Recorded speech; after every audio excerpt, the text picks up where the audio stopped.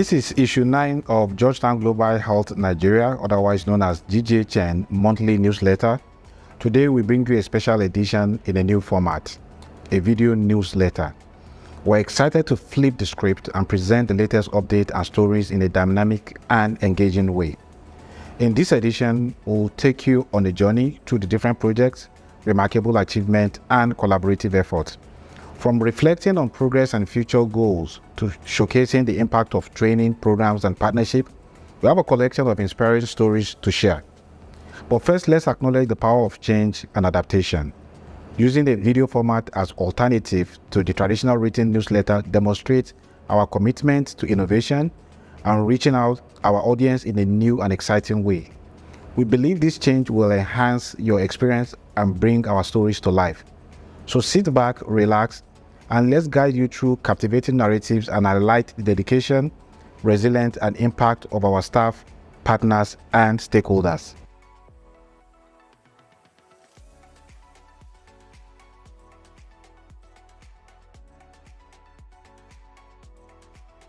In our first story, we take you through the recent monitoring visit conducted by a delegation from the USAID Nigeria to our Jigawa State Office, which is one of our state offices. The visit aimed to assess the HIV care and treatment program known as ACE, the progress we made on that project, identify areas where the technical support is needed, and foster collaboration between implementing partners as well as the state.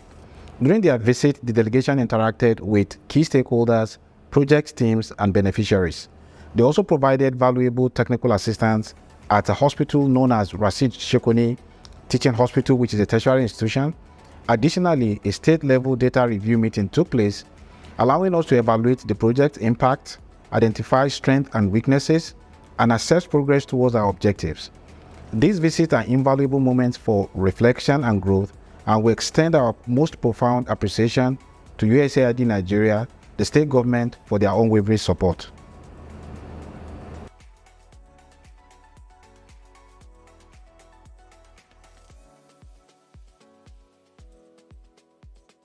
So talking about improving public health management for action, or otherwise known as Impact Fellowship and Public Health Training Program. I'm particularly excited about this because I happen to be one of the pioneer mentors in Nigeria when the Impact training started about 3 years ago. So on this follow-up story, or this follow-up highlight, the Transformative Impact Fellowship and valuable training, I'm going to be talking about what it provides to public health managers. There are two of our staff, Dr. Winifred as well as Adachioma, who are also graduates of the fellowship and were part of the trainers who facilitated the training for the latest cohort that occurred last month. Their expertise and dedication empowered a new generation of leaders to address public health changes effectively. The training provided not only benefits the immediate cohort, but also had a ripple effect on the public health outcomes in Nigeria. We commend the foresight and vision of the Nigeria Center for Disease Control, otherwise known as NCDC, the U.S. Center for Disease Control and Prevention, otherwise known as USCDC, for supporting the Impact Fellowship and nurturing exceptional individuals who are making a lasting impact on the public health landscape in Nigeria and beyond.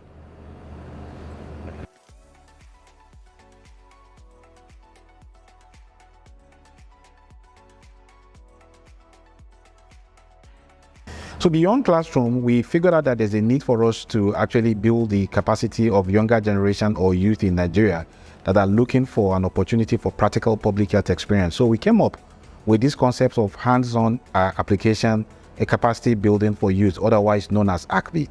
So as we continue our exploration of GGHN monthly video newsletter, we invite you to join us on a behind-the-scenes journey. Our next story provides you a unique glimpse into the ACPI internship program, as our interns that ranges from members of the National Youth Service Corps to young Nigerians who have finished youth service but are also looking for public health experience participated in a cholera risk assessment in Jahi, Abuja. What we were trying to achieve through the HAGB program is basically to give the interns a sense of application. So we gave them the opportunity to kind of explore having the practical aspect of public health in terms of risk assessment. To make it easy, we divided ourselves into groups using a ballot system. so that it would be fair. So after we separated ourselves into the groups, we decided that we're going to Jahi 1, Jahi 2, Kado Bunkoro, and also the Jahi districts. And from there, we set out to the field work. The tool we used here was ArcGIS Survey 123. This is a collection tool that was used to pick up the data that we found on field. And this data was later represented on the map that we were using, which was the map of Jahi district.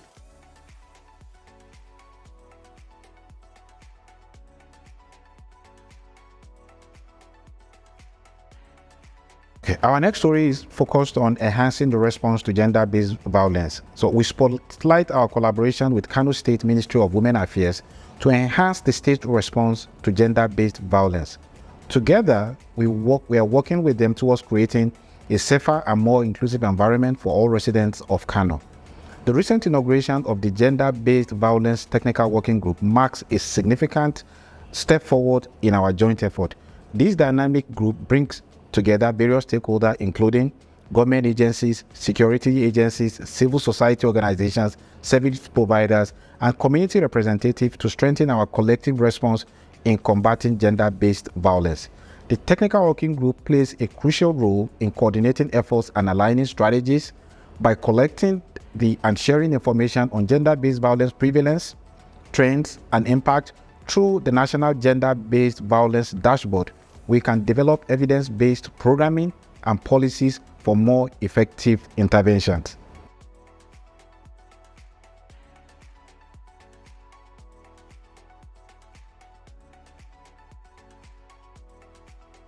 In this story, we highlight the collaborative efforts of the USAID Nigeria H2 project, the Kano State Agency for the Control of AIDS, the Logistic Management and Coordination Unit of the Kano State Ministry of Health, and the USAID Global Health Supply Chain Program.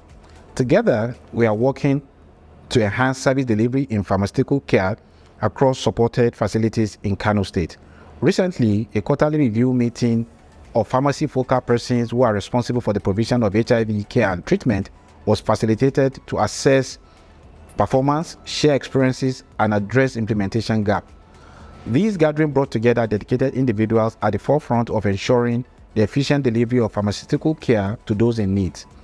Through collaboration and shared learning, we aim to enhance the quality and effectiveness of pharmaceutical care provided, ultimately improving healthcare outcomes for people living with HIV in Kano State, and also hoping to be able to leverage similar experience to the other states where we are currently providing HIV care and treatment.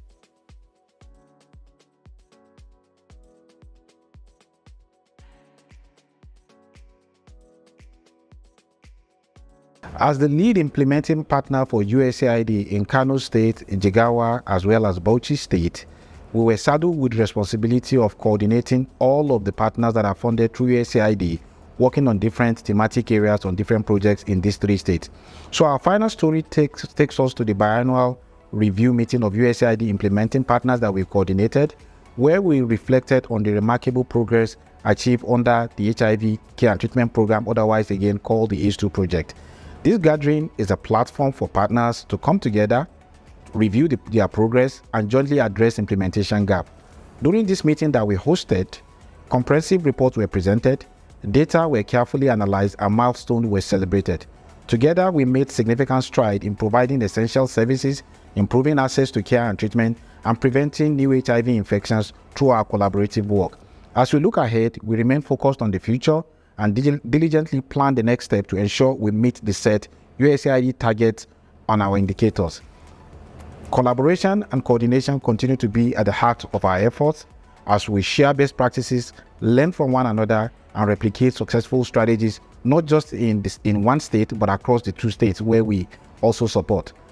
Through joint planning and prioritization, we aim to overcome programmatic and systemic barriers and further enhance the impact of our intervention across board. We're immensely proud of our staff, our donors, the government that provided us the enabling environment to be able to work, and then the work being done by our implementing partners and the positive impact we are making in Nigeria. Together, we are building a healthier and more resilient future. Thank you for watching.